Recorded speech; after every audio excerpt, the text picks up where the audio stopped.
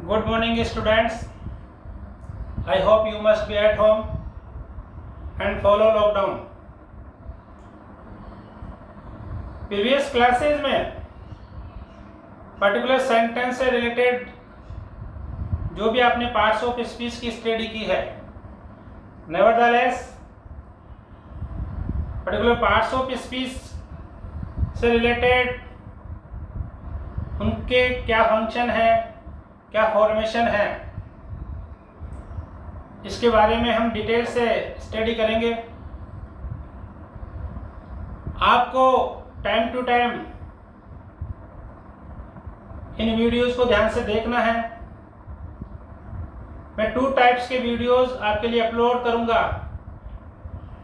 First phase में जो अपना वीडियो रहेंगे वो बेसिक कंसेप्ट से रिलेटेड है और सेकंड वो आपके एडवांस। स्टूडेंट्स,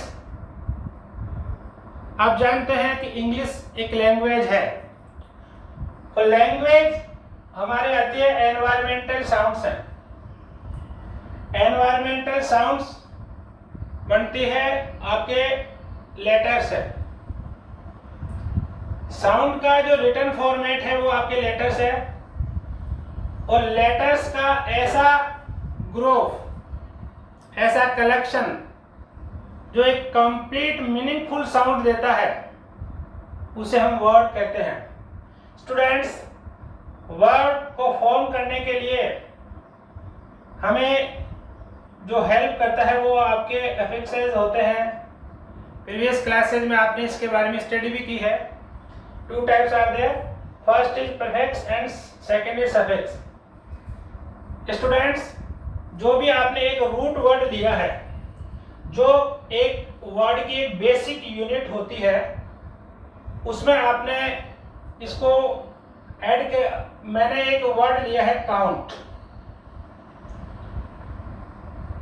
और काउंट में मैंने आपके जो भी आपके प्रीफिक्स लगाया है वो है अन और आपके सफिक्स है एबल।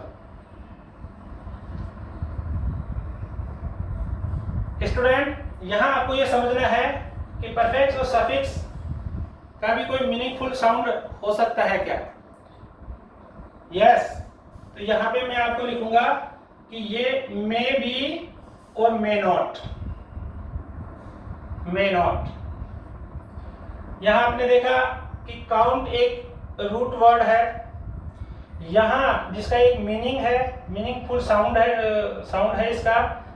यहां आपके जो प्रीफिक्स है वो अन है, इसका कोई मीन नहीं है, और एबल है, इसका एक मीन आता है। हम जानते हैं इसका मीन होता है योग्य। ये आपके 3 वर्ड्स का एक नया वर्ड जो निकल के आ रहा है, जो अपना पार्ट्स ऑफ स्पीच भी चेंज कर देता है। तो इसका एक कंप्लीट मीनिंगफुल साउंड निकल के आता है। तो अफिक्स का जो सेकंड आपकी ये होता है कि ये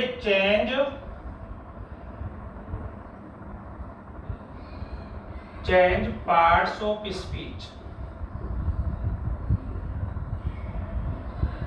स्टूडेंट, यहां आपको समझना जरूरी है कि लैंग्वेज आपके साउंड से आती है।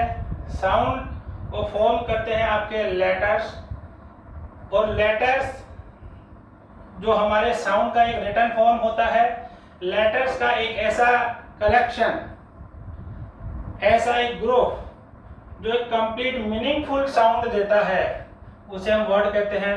वर्ड को फॉर्म करने के लिए हमें एक रूट वर्ड में प्रीफिक्स एंड सफिक्स ऐड करते हुए एक न्यू वर्ड जो निकल के आता है, उसका एक कंप्लीट मीनिंगफुल साउंड होता है और वो अपने पार्ट्स ऑफ स्पीच को चेंज कर देता है, जिसे हम आगे वर्ड फॉर्मेशन में भी पढ़ेंगे। स्टूडेंट्स, जो इसका सेकंड पार्ट है, सेकंड पार्ट हम जानते हैं सेंटेंस, और सेंटेंस में प्रीवियस क्लासेस में आपने पढ़ा है। सेंटेंस आपने प्रीवियस क्लासेस में पढ़ा है कि इसका एक स्ट्रक्चर है सब्जेक्ट, वर्ब एंड अदर्स। यहां आपको यह समझना है कि अदर्स आपके कुछ भी हो सकता है या फिर आपके ऑब्जेक्ट भी हो सकता है, ये आपको ध्यान देना है। स्टूडेंट, सेंटेंस क्या है? वो आपके एक वर्ड है, वर्ड्स का एक ऐसा कलेक्शन जो कंप्लीट स्टेटमेंट देता है, तो इसे हम बोलते हैं meaningful statement. Meaningful statement word का ऐसा ग्रुप जो एक मीनिंगफुल स्टेटमेंट देता है, उसे हम सेंटेंस कहते हैं। स्टूडेंट्स, एक सेंटेंस का एग्जांपल लेते हैं। Sita sings my favourite song. अब इसमें आपने देखा कि फॉर्मेट के अकॉर्डिंग सीता यहाँ पे सब्जेक्ट है और सिंग्स यहाँ पे आपके वर्ब। सिंग्स का जो भी आपसे क्वेश्चन पुटअप किया व्हाट्स है, व्हाट, तो हमारे पास आंसर सॉन्ग नहीं आता है, हमारे पास में फुल आंसर आता है माय फेवरेट सॉन्ग। सॉन्ग यहाँ पे नाउन है, फेवरेट यहाँ पे आपके एडजेक्टिव है, एंड माई यहाँ पे मे बी डिटरमिनर और एडजेक्टिव। इसका डिटेल्स हम पढ़ेंगे। ये आपके 3 वर्ड का एक ऐसा कलेक्शन निकल के आया हमारे पास जो एक वर्ड का आंसर है। इन 3 वर्ड्स का कोई भी आपके नो सब्जेक्ट और नो वर्ड, इनका कोई मीनिंगफुल स्टेटमेंट निकल के नहीं आता है, लेकिन फिर भी ये सेंटेंस को फॉर्म करने के लिए इनकी जरूरत होती है, तो इन्हें हम कहते हैं फ्रेज। स्टूडेंट्स, यहां हमें ये समझना है कि किसी भी सेंटेंस में वर्ड्स का ऐसा कलेक्शन जिसका मीनिंगफुल स्टेटमेंट नहीं हो, जिसका अपना कोई सब्जेक्ट नहीं हो, जिसका अपना कोई वर्ब नहीं हो, वो हमारे फ्रेज कहलाती है। फ्रेज के नेक्स्ट वीडियो लेक्चर में हम डिटेल से इसके बारे में स्टडी करेंगे। स्टूडेंट्स, नेक्स्ट पार्ट जो आपके आ रहा है सेंटेंस को फॉर्म करने के लिए, इसका आप स्क्रीनशॉट ले सकते हैं।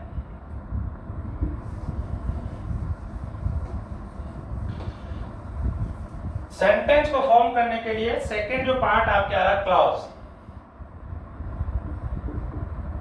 इसकी डिटेल नॉलेज भी हम सेपरेट वीडियो में देखेंगे। स्टूडेंट, मैं एक सेंटेंस यहाँ पे राइट करता हूं, you will pass if you study, if you study hard. Students, ये हमारे कंप्लीट सेंटेंस है, इसका एक मीनिंगफुल यहां पर एक स्टेटमेंट निकल के आ रहा है, लेकिन आपने इसमें ध्यान दिया कि ये आपके 2 क्लॉज से मिलकर बना होता है। इसके पहले मैं क्लॉज के बारे में आपको बता दूं कि क्लॉज का भी एक सेम फॉर्मेट होता है, सब्जेक्ट, वर्ब एंड अदर्स। यहां आपने देखा कि फर्स्ट जो आपका जो क्लॉज है वो ये कह रहा है कि यू विल पास, आप पास हो जाओगे, तो हम जनरली भी कह सकते हैं ये। सेकंड जो सेंटेंस है वो इफ यू स्टडी हार्ड, यदि आप अगर किसी को बोलते हैं if he will comes, he comes, I will help him. अब आप पहले सेंटेंस को आपको बोल के देखिए, इफ ही कम्स, ये कंप्लीट मीनिंगफुल स्टेटमेंट है क्या? नहीं ना। तो इसे हम कहते हैं आपके, इस क्लॉज को हम बोलेंगे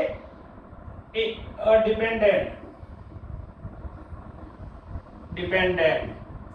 ये जो भी हमारा क्लॉज है ये फर्स्ट क्लॉज के ऊपर डिपेंड करता है, या सेंटेंस में ऐसा क्लॉज जो किसी अदर के ऊपर डिपेंड करता है वो हमारे डिपेंडेंट क्लॉज कहलाता है। स्टूडेंट्स, फर्स्ट सेंटेंस या फर्स्ट क्लॉज जो आपका कह रहा है वो आपके इंडिपेंडेंट है,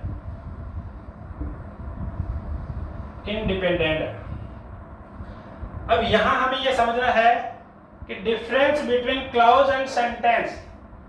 तो जो भी क्लॉज एक मीनिंगफुल स्टेटमेंट देता है वो एक सेंटेंस के जैसे ही बिहेव करता है।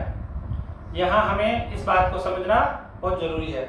स्टूडेंट्स, आप आज आपने जो भी स्टडी की है ये आपका एक इनसे रिलेटेड एक ब्रीफ नोट है। इसके बारे में डिटेल से हम जो भी सेपरेट वीडियो लेक्चर्स में क्या क्या इनके फंक्शन हैं, क्या क्या इनके टाइप्स हैं, वो सब कुछ डिटेल से स्टडी करेंगे। आज हमने सबसे पहले देखा लैंग्वेज, लैंग्वेज के बाद में साउंड, साउंड के बाद में लेटर्स, लेटर्स के बाद में आपने वर्ड, वर्ड का अपने फॉर्मेशन, वर्ड के बाद में जो एक आपके सेंटेंस, सेंटेंस में आपके जो हेल्प करता है वो आपके फ्रेजेस, फिर आपके सेंटेंस में जो भी हेल्प करते हैं वो आपके क्लॉज, इनके बारे में हमने स्टडी की है। अब हम स्टडी करेंगे जो भी हमारे पर्टिकुलर पार्ट्स ऑफ स्पीच है। आपने ये देखा होगा कि सेंटेंस में पर्टिकुलर पार्ट्स ऑफ स्पीच जो भी हैं, इन पर्टिकुलर पार्ट्स ऑफ स्पीच का क्या फंक्शन है, क्या इनका रोल है, इसके बारे में मैं आपसे डिस्कस करना चाहता हूँ स्टूडेंट।